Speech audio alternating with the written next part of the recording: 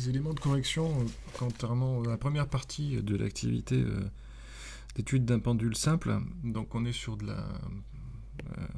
une partie, on va dire, analytique. En ce qui concerne la question numéro 1, 1-1, exprimer le torseur cinématique, donc torseur cinématique de 1 par rapport à 0. Ben, ce torseur cinématique au centre de la liaison 0, c'est juste la vitesse de rotation de 1 par rapport à 0, et puis 0, donc en haut.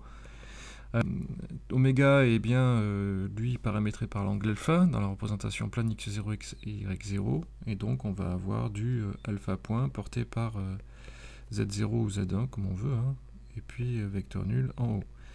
Si on doit l'exprimer au point G, hein, parce que dans la suite du problème, on va certainement en avoir besoin, si on demande de calculer le torseur cinétique et le torseur dynamique, et d'appliquer le principe fondamental de la dynamique, donc peut-être au point O, peut-être au point 0, enfin, on en aura certainement besoin pour connaître l'accélération en tout cas.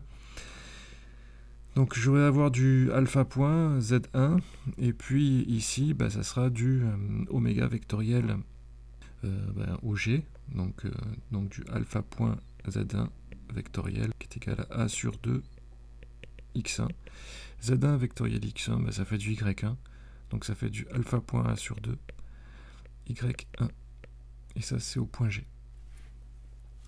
La question numéro 2, on demande d'exprimer le torseur des actions mécaniques exercées sur la barre 1. Donc en fait, on fait le bilan des actions mécaniques de l'ensemble isolé 1. Eh bien, je vais avoir le torseur de pesanteur sur la barre 1. Donc il va s'écrire mg, et puis 0 au point G. Voilà. Alors, est-ce qu'on doit réduire ce torseur ailleurs? On va voir. On va laisser de la place. Ensuite, j'ai la liaison 0 sur 1. Alors, c'est une liaison pivot. Alors, si on considère que c'est un problème plan, ça va bien parce que comme ça ira beaucoup plus vite. Donc, on va avoir du x01 porté par x1. On va le laisser dans le référentiel tournant. Ce serait peut-être une meilleure idée. Plus y01, y1. Et puis, vecteur nul si je suis dans l'hypothèse plan au point O. Alors, c'est vrai que tout de suite, on se rend compte que d'habitude, on va réduire les torseurs au centre de liaison. Donc ici, on va le réduire directement aussi au centre de liaison. Donc ça fait mgx0. Je vais faire attention, le point x0, le vecteur unitaire x0 est centré vers le bas. Et puis ici, pareil que le moment, ça va être du mg donc x0 vectoriel GO, alors faire attention, GO c'est égal à moins A sur 2 x1. Donc ici, vectoriel moins A sur 2 x1. Alors tout de suite, x0 x0 vectoriel x1. Donc deux possibilités. Soit on exprime x1 dans le référentiel. Voilà. Soit on sait que le produit vectoriel c'est du sinus, donc on va avoir du mg, donc A sur 2 sinus alpha, et que forcément ça va être quelque chose qui est à x0 et x1, c'est-à-dire z1, z0. Et si on veut savoir si c'est positif ou négatif, eh bien il suffit de voir si ça fait tourner dans le sens positif, et la réponse est oui, le sens positif étant le sens de x vers y. Là ici on va de x vers x1, donc c'est positif, mais il y a un moins devant, donc c'est négatif. Voilà, et ça c'est au point O. Question numéro 3. Calculer les composantes de la matrice d'inertie de la barre exprimée en haut dans le référentiel du solide. Bien, la matrice d'inertie, donc I en G, du solide 1. Donc c'est quelque chose qui va être de la forme A, B, C, des choses complètement symétriques. Le texte nous dit. Par contre, on va négliger petit b et petit c, on va garder que la longueur petit a. Donc si je prends le formulaire qui est donné dans tous les TP, on s'aperçoit ici, donc on va le mettre sur le côté, c'est ça qui nous intéresse.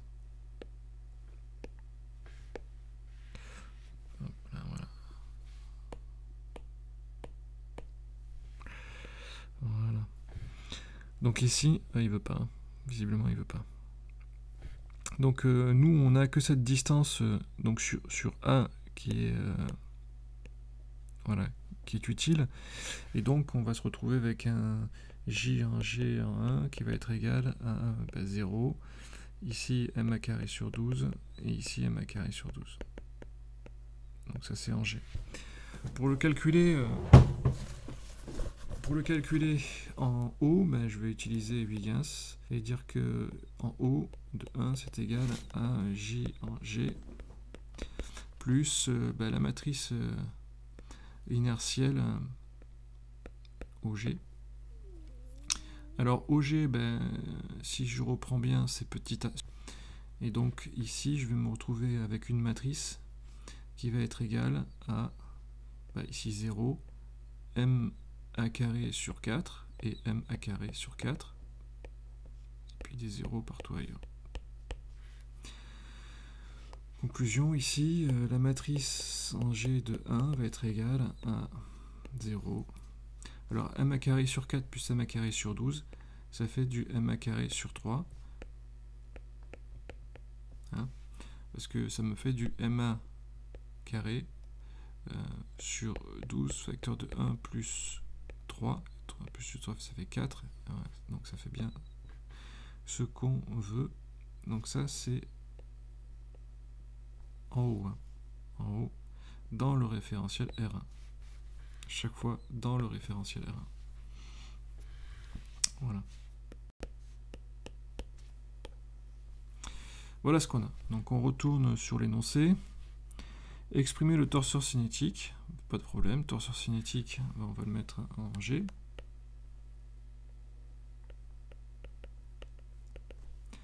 C'est I en G du solide 1, oméga de 1 par rapport à 0. Donc il va s'exprimer, donc 0, m carré sur 12, m carré sur 12. Ici, la rotation, elle se fait sur z, donc 0, 0, alpha point, et on obtient donc du alpha point m carré sur 12 porté par z1. Ça, c'est le moment cinétique. Si j'écris le moment cinétique en haut, deux possibilités. Soit j'utilise Varignon, soit je sais que O est fixe au référentiel, il est centre de la liaison. Donc il s'exprimera aussi O1 oméga de 1 par rapport à 0. C'est-à-dire de la même manière du alpha point m carré sur 3 Z1. Le torseur cinétique de 1 par rapport à 0 s'exprimera en G MVG. M, donc le VG, c'est du alpha point A sur 2. Excusez-moi. Y1. Ça, c'est ce qu'on a trouvé tout à l'heure. Hein. VG. Alpha point A sur 2. Y1. Donc ça, c'est la vitesse, la masse fois la vitesse en G appartenant à 1 par rapport à 0. Et puis le sigma, donc si je l'exprime en haut, hein, voilà, donc ça va être du alpha point m carré sur 3 Z1, et ça sera en haut. Si je l'exprime en G, je reprends le résultat précédent. Question, ça c'était la question 4, c'est ça? Voilà. Exprimer le torseur dynamique. Torseur dynamique de 1 par rapport à 0. Comme O est fixe dans le référentiel, c'est la dérivée directe du moment dynamique. Hein, parce que ici, j'ai besoin de renseigner l'accélération gamma de G appartenant à 1 par rapport à 0 et le torseur dynamique, le moment dynamique, donc O 1 par rapport à 0. Voilà ce dont j'ai besoin de renseigner. Le calcul de l'accélération. Alors je me suis rendu compte que c'était pas évident pour tout le monde, hein. C'est dv sur dt de G appartenant à 1 par rapport à 0, c'est-à-dire du m alpha point point A sur 2, pardon, pas m, hop, j'ai recopié bêtement la ligne du dessus, donc alpha point point A sur 2, porté par y1, plus alpha point A sur 2 dy1 sur dt. La formule de dérivation vectorielle, ou la formule de la base mobile, dit que dy1 sur dt, c'est oméga de 1 par rapport à 0 vectoriel y1, c'est-à-dire du alpha point z1 vectoriel y1. C'est-à-dire du alpha point x1, et il y a un moins devant, parce que z vectoriel y1, eh bien, c'est égal à moins x1. Donc ici, gamma, c'est égal à alpha point point a sur 2 y1, moins alpha point a sur 2 x1. Et là, c'est au carré, parce que j'ai mon alpha point point qui vient se multiplier avec celui-là. D'accord, alpha point point multiplié par alpha point point. On vérifie que c'est homogène, hein. Une accélération. Ici, un vecteur, mètre seconde moins 2. Seconde moins 2 fois des mètres. Seconde moins 2 fois des mètres. C'est bien homogène. Le moment dynamique de 0 par rapport à 0, bah, c'est la dérivée du moment cinétique en ce point-là. Et donc, on va avoir du alpha point point ma carré sur 3 porté par z1. Donc le torseur dynamique de 1 par rapport à 0 va s'écrire m alpha point point a sur 2 y1 moins m alpha point carré a sur 2 x1 et du alpha point point ma carré sur 3 z1. Et ça au point haut.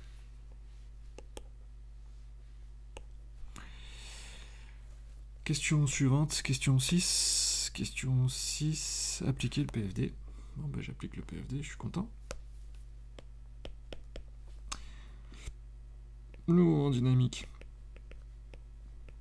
Le torseur dynamique est égal au torseur de pesanteur sur 1, plus le torseur de 0 sur 1.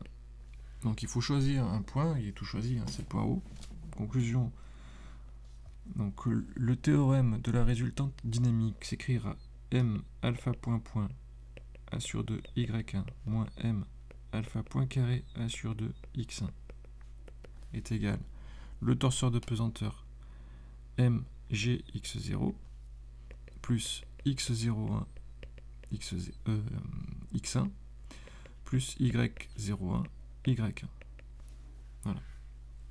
Première équation, ça c'est le théorème de la résultante dynamique.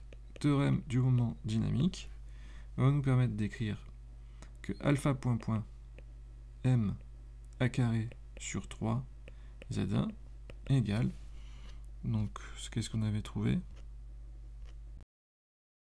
On avait trouvé du moins mga sur 2 sinus alpha z1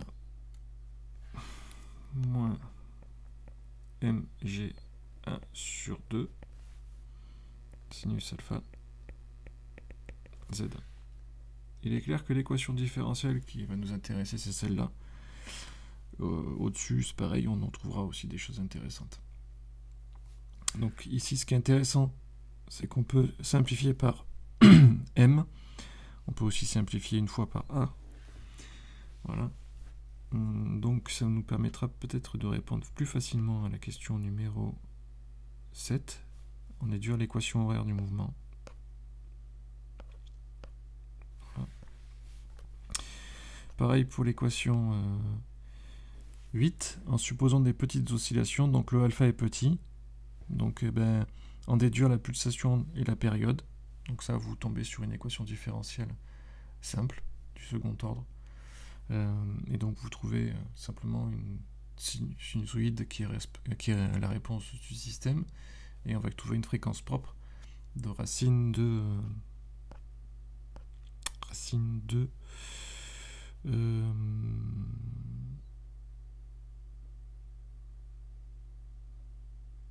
2A sur 3G. Voilà. Ensuite, ou l'inverse, application numérique. Voilà, tout ça, ça fait partie du TP. Voilà, ce qui était important dans ces éléments de correction, c'est que vous puissiez poser le problème correctement et que vous puissiez commencer à résoudre avec l'équation différentielle.